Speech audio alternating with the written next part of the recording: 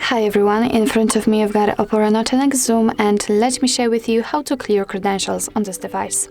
So first of all, we have to enter the settings, and now let's scroll to find the security. It should be on the third position in this, I don't know, it is probably the third section. So third position on the third section.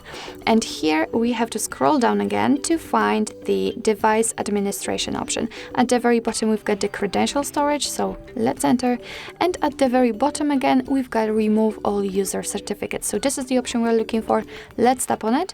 Your device will ask you if you really want to do it. So let's tap on OK.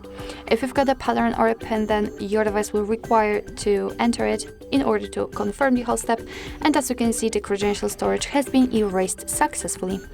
So actually, this is it. This is how to remove credentials in your Oppo Reno 10X Zoom. Thank you so much for watching. I hope that this video was helpful, and if it was, please hit the subscribe button and leave the thumbs up.